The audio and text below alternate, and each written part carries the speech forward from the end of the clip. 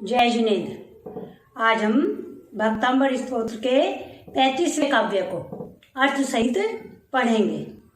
जैसा कि आपको पता है, हर वीडियो के अंत में मैं उसी काव्य से संबंधित आप लोगों से एक प्रश्न प्रतिदिन पूछती हूँ, जिसका आंसर आपको कमेंट बॉक्स में देना होता है। और जो भी भाग्यशाली फर्स्ट विजेता होता है, उसको हम पुरस्कार स्वरूप 100 रुपीज भिजवा देते हैं। जैसे भी सुविधा होती है, पेटीएम के द्वारा या जैसे भी सुविधा होती है, उसका पुरस्कार उसके पास तक पहुंचा दिया जाता है। इसलिए आप वीडियो को अंत तक अवश्य देखें और काव्य को ध्यान से पढ़ें और समझें और पूछे गए क्वेश्चन का आंसर कमेंट बॉक्स में अवश्य दें। काव्य पढ़ते हैं। सर्गापवर्गे गमे मार्गे विमार्गे निष्ठे सद्धर्मे तत् कथिनैक पटु स्त्रीलोक्या दिव्यधनिर्भवति ते विसिदार्थ सर्वा भाषा स्वभाव परिणाम गुणैर प्रयोज्य। शब्दों के अर्थ को देखते हैं। स्वर्गापवर्ग, स्वर्ग प्लस अपर्ग। स्वर्ग माने देवलोक, अपर्ग माने सिद्धार्य मोक्ष लोक। गम मार्ग, जाने का रास्ता, जाने का मार्ग। विमार्ग निष्ठय, बताने में सहायक, अनुसंधान करने में सहायक या बताने में सहायक। सद्धर्म, सत्य प्लस धर्म। सत्य माने सम्यक धर्म, सम्यक धर्म। तत्व, सम्यक धर्म के जीवादि तत्व। तत्व कौन से हैं? जीवादि तत्व। सम्यक धर्म के 7 तत्व में जीव, अजीव, आश्रव, बंध, संवर, निर्जरा और मोक्ष। कथनैक, कथनैक माने कहने में, उनका प्रतिपादन करने में। पटु स्त्रीलोक्या, पटु माने चतुर, प्रवीण। त्रिलोक्या, तीनों लोकों के प्राणियों को। त्रिलोक्या माने तीनों लोकों के प्राणियों को। दिव्य, दिव्य माने दिव्य ध्वनि, दिव्य ध्वनि। भवति ते, होती है। भवति माने होती है, ते माने आपकी, आपकी दिव्य ध्वनि होती है। विशदार्थ, विशदार्थ माने विशद अर्थ, जैसे द्रव्य, गुण, पर्याय और उनके भावों को बताने में। विशद अर्थ है, पर्याय हैं, द्रव्य हैं, गुण हैं, उनके भाव बताने में। सर्व भाषा, सर्व भाषा स्वभाव। और आपकी भाषा का स्वभाव कैसा है कि वो सभी भाषाओं में परिणाम का मतलब परिवर्तित हो जाती है। आपकी भाषा सभी गुणों में, सभी भाषाओं में परिवर्तित होने के गुण से युक्त है। आपकी भाषा सभी भाषाओं में परिवर्तित होने के गुण से युक्त है। यानी तीर्थंकर भगवान की जब दिव्य ध्वनि गिरती है तो वह भाषा सभी भाषाओं में परिणत हो जाती है।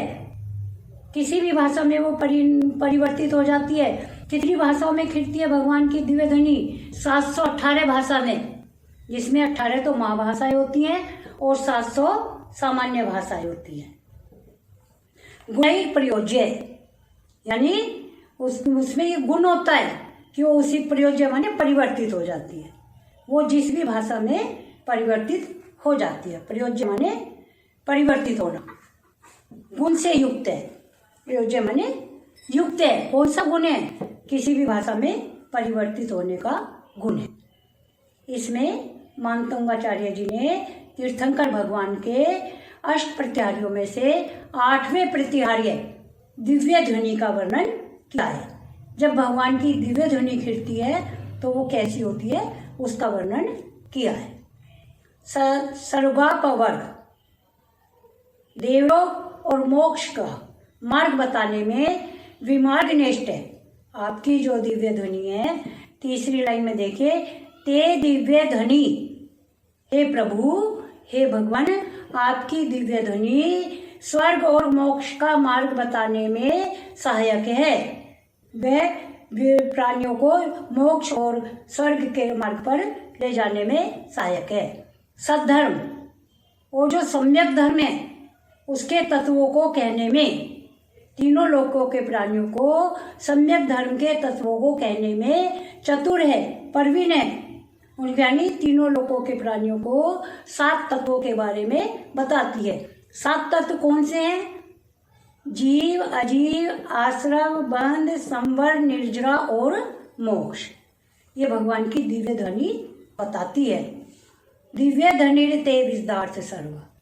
और आपकी जो दिव्य ध्वनि है उसमें और क्या विशेषता है कि वो पर्याय व आदि द्रव्य, गुण, पर्याय आदि और उनके भावों को प्रतिपादित करने में सक्षम है। उन्हें बताती है कि द्रव्य क्या हैं, पर्याय क्या हैं, गुण क्या हैं, उनको प्रतिपादित करती है, उनको बताती है।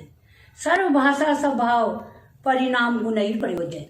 और क्या विशेषता है आपकी दिव्य ध्वनि की कि वो सभी भाषाओं में, वो किसी भी भाषा में परिवर्तित होने के गुण से युक्त है। कहने का तात्पर्य है कि आपकी दिव्य ध्वनि जिस भी श्रोता के कानों तक जाती है तो वह उसी भाषा में परिवर्तित हो जाती है जिस भाषा को वह श्रोता जानता है। मान लो कोई अंग्रेजी भाषा को समझता है तो भगवान की दिव्य ध्वनि अंग्रेजी भाषा में परिवर्तित हो जाती है। कोई मराठी जानता है, कोई पंजाबी जानता है, कोई बंगाली जानता है, कोई हिंदी जानता है, कोई संस्कृत जानता है। इस तरह जो श्रोता जिस भी भाषा का जानकार होता है, भगवान की दिव्य ध्वनि श्रोता के कानों में उसी भाषा में पहुंच जाती है, उसी भाषा में परिवर्तित होकर पहुंच जाती है और वह श्रोता आराम से उस वाणी को समझ लेता है। इस प्रकार ये इस काव्य में 8वें प्रतिहार्य दिव्य ध्वनि का वर्णन मानतुंगाचार्य जी ने किया है। अब हमारा आज का क्वेश्चन है कि 7 तत्व कौन से हैं? आपको बताने हैं 7 तत्व कौन से हैं जिनका वर्णन करने में दिव्य ध्वनि चतुर है, प्रवीण है।